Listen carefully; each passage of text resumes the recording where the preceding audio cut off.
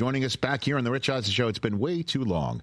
Our friend from Sunday Night Football, the perennial Emmy Award winner, and the man in charge of Pro Football Focus, PFF Plus, is coming your way if you wish to have it. Our friend Cris Collinsworth back on the show. How are you doing, Chris? Hey, Rich, what's happening, man? You tell me. What is it like watching Derrick Henry that big, running that fast, that way, Chris, on Sunday night? You know, first of all, he's a sweetheart of a guy. I mean, he really is. Like, you talk to him, you would think he doesn't have 1 ounce of anything mean or aggressive or anything in his 250-pound body. And then he gets out there and he just, I mean, it's intimidating. I've been on the field a few times where you see somebody like that that's just running, and you try to picture yourself as a defensive back going, okay, I'm going to run up there and throw my 190 pounds as hard as I can at this guy's thighs.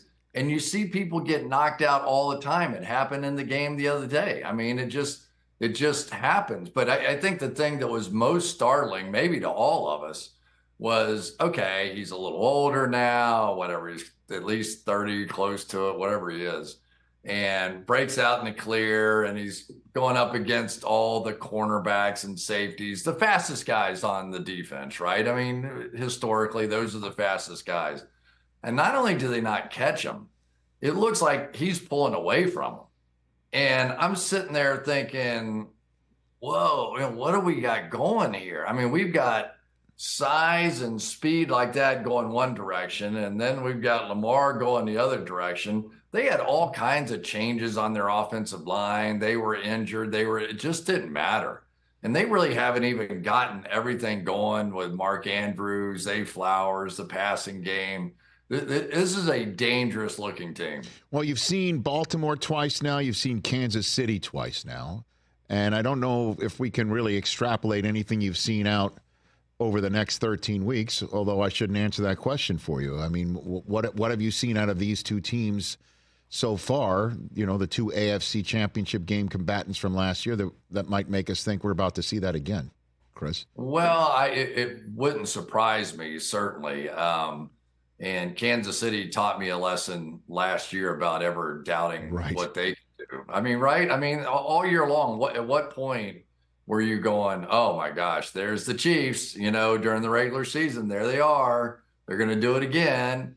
But I think the thing that we all make the mistake on the most is when we underestimate defense. And sometimes when we've gotten used to seeing a great offensive team play, and that certainly has been the Chiefs and Mahomes and Andy Reid, you tend to think less of them when they become equally as dominant on the defensive side.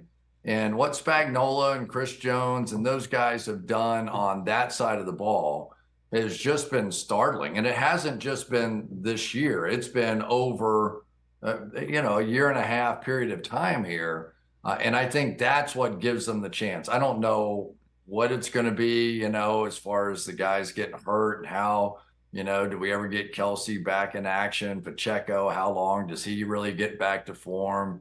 So there's a lot of different questions about that team.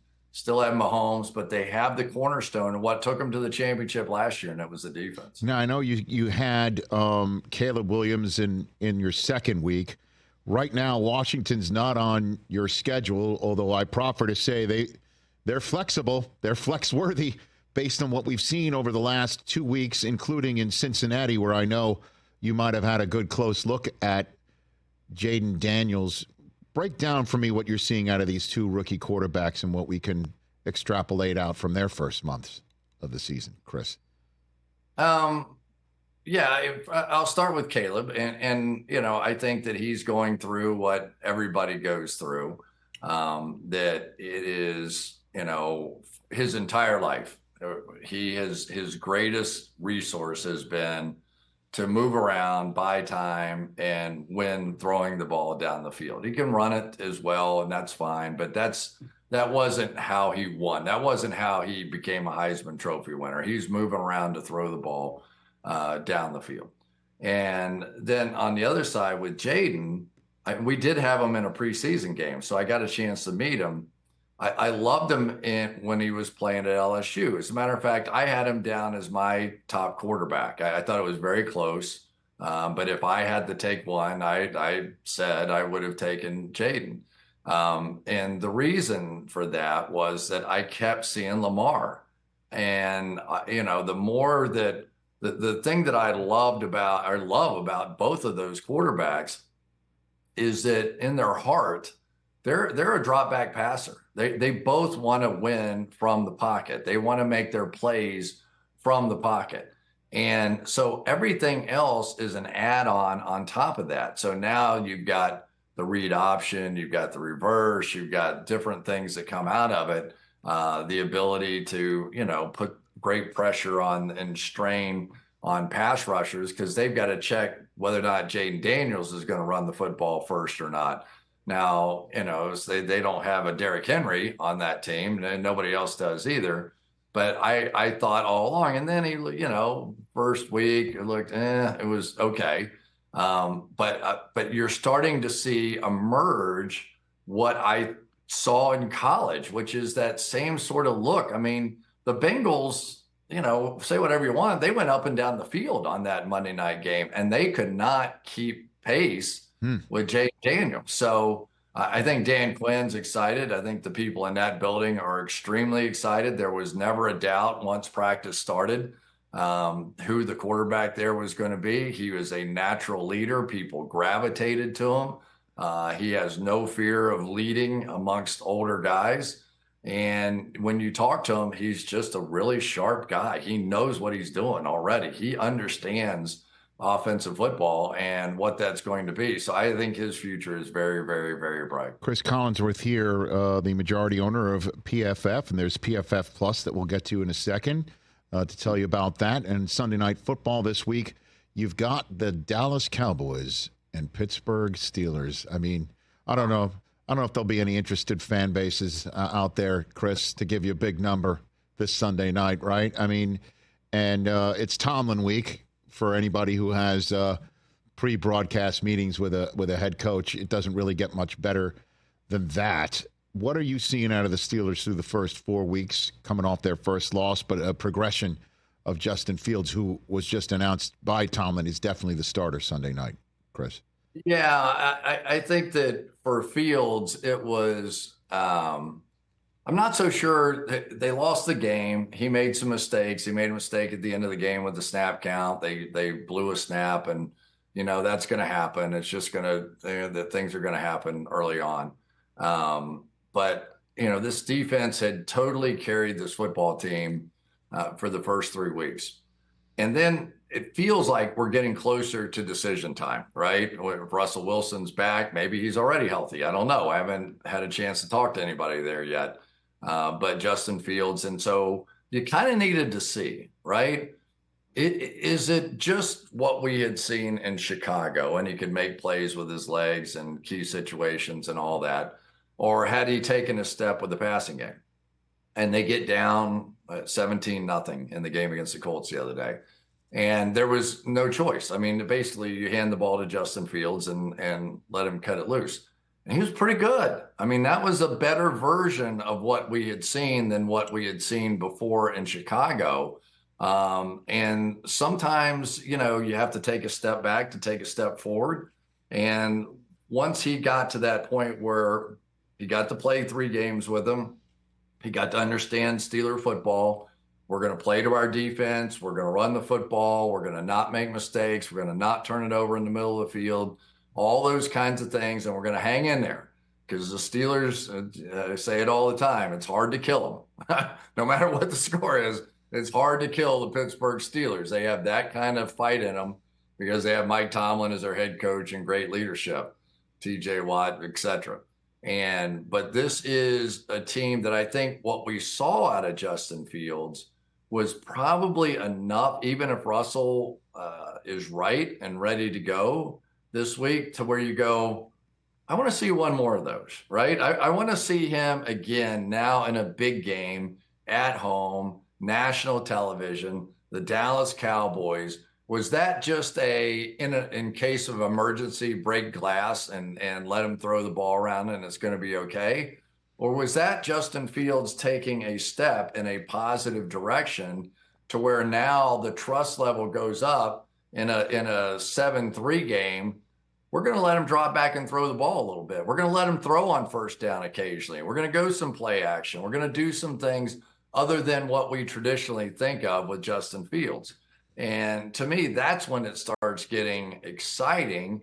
And obviously, I'm sure I'm not the first one to say this, but that's a great answer. If Justin Fields can be the quarterback of the Pittsburgh Steelers, he's the young quarterback. He's the one you can develop. He's the one that can stretch his career over time with Pittsburgh. And he seems to be, pretty strong fit with that club, especially with Arthur Smith, who to me is just tailor-made to be offensive coordinator of the Pittsburgh Steelers. Yeah, and then there's the Cowboys, Chris, and I know it's it's part and parcel of being in a chair like mine to have a Cowboy conversation and wonder if they're in trouble. But the two guys up front being hurt and the offense having no real run threat. And I know, again, it's low-hanging fruit to say the guy that you saw rip 87 yards off to start the game for the Ravens the other night would have been perfect with a star on the side of his helmet. That's exactly the type of balance and a guy who could take the pressure off of Dak and CD, the exact side of guy that the Cowboys said they couldn't afford. I truly am looking around saying, where's the offense coming from? And where's the slack on defense going to be picked up with Deron Bland out as well? I mean, you saw on Thursday night where Daniel Jones was picking on one of the replacements. I'm literally wondering where it's going to come from with Dallas right now. Chris? Yeah, the hard part is that Dak's not going to run the ball as much as he once did. Ezekiel Elliott, Rico Dowdle, I think the longest run they've had this year out of a running back is 10 yards, maybe 11 yards, something like that. Some of the biggest plays they've had out of the backfield has been from Hunter Lipke, the fullback, coming out and making some catches down the field. Tremendous pressure on CD Lamb. I mean, they're putting him in the backfield and tossing him the ball now, just anything to try and get him involved in the game plan. And you really do need to go, okay, who is number two, right? Is it still Cooks? Does he have that still in him? Is it Tolbert, who probably has the second most catches? Ferguson? It's a non-explosive offense right now other than CD Lamb. And so, and everybody has their own opinion of what works in the National Football League. But I think if you don't have the ability to create explosive plays, that it's too hard. There are too many holding penalties. It's too hard to do these 12-play drives. Something inevitably goes wrong, and you need that CD power that he creates. The problem is that, you can move them all around, you can pick for them, you can do different things. But right now, teams all around the league are playing these umbrella coverages and not allowing deep throws. But CD at his best is a catch and run guy. He's a dynamic and open field, making people miss. He was in college. He is in the NFL. But boy, you hate to even think what the offense would be without him at this point. PFF Plus, sir. What is this? What are people getting? What do you got for me on this front, Chris? Just so many different things, Rich. We're going videos. We're going additional information. We used to be sort of a data company. Now we're doing a here's what it is and this is what it means kind of company. And there's a million different ways you can access it. But as you watch the games, as you watch the videos that we do, as you get involved as deeply as you want, whether it's sports betting, whether or not it's, just fantasy football. We've got experts all the way around, a ton of mathematicians. And, at its core, PFF kind of changed the game in that regard. Mm-hmm. It was, we said from the beginning, they were making mistakes, punting the ball in situations, kicking field goals in situations instead of going for touchdowns. And I would say over the last 7 years, we've seen a transformational change in the NFL with the strategy of what's going on. So we continue our math first approach, if you will, to the game of football. And I got a bunch of guys that know what they're doing. PFF Plus, you can sign up for less than $10 a month. You should have a segment in PFF Plus called "Here's a Guy," Chris. What do you think? Oh, Rich, you're ahead of your time. Here's a guy. I will say, but it's not PFF that has it. I'll just say that. Okay. You're ahead of your time. That's unbelievable. You said that. Hey, Chris, I'm a brander. I brand for a living. You know, that's part of your brand is "Here's a Guy." I don't know if you're aware that people think you say that a certain amount of times. They can actually maybe make hard-earned American dollars depending on the number of times you say it on a broadcast. Rich, Chris, I don't know if you're aware of that. I'm just saying, everybody that comes up to me, no matter where I am, the guys that yell at you from across the street. Yeah. They don't go, "Hey, Chris," anymore. "Hey, here's a guy. Here's a guy." That's how they say hello to me. That's it. Or they'll slide a chair in next to you, at a dinner table or something like that. Yeah, they got to be a little older now. That one's been out for a little while. That's true. The Al Michaels tradition, right? That's right. That's right. Before I let you go, I'm sure you're seeing Bill do his thing on the media, right? And he's killing it, and that's no surprise to us, being colleagues from the NFL 100 all-time team program. And I know this is just throwing a dart here. I wouldn't know either. But do you think he wants to coach again? What do you think? Do you think he's going to come back? I don't know, so I feel free to give an opinion. Right. I wonder how he feels about this. Like, if you had asked me this at the beginning of football season, I would have said 1,000% yes. I do think he wants to coach, and I still do. It probably depends on the job, and I still would lean 60-40 that way. But he's been so good on television. I mean, I don't know how much of this stuff you've watched, but when he gets on to explain something about some intricacy of the game, I watched him the other night describing the outside zone play. And they went on and on and on about the history and here's where it started. And, luckily for me, Mike Shanahan and that whole tree I grew up with. Mike was my offensive coordinator at the University of Florida my senior year. Mm-hmm. So I knew a little bit of that history, but the depth of what these players are doing is unbelievable. I remember I asked him, I said something to him one time, like I was talking to him about the hand jam of the defensive tackles on his team. And he went on for 20 minutes. If you don't ask about his team or the other team, right, and try to get any strategic advantage out of him, he'll talk to you all day. But I said to him at the end of the thing, I go, "Coach, man," I said, "you could write a book about this." He goes, "Chris, I could write a book about every position." I was like, "Yeah, you probably could. That's just about right." So, but I think he's probably, he hid away all those talents inside the coaching room.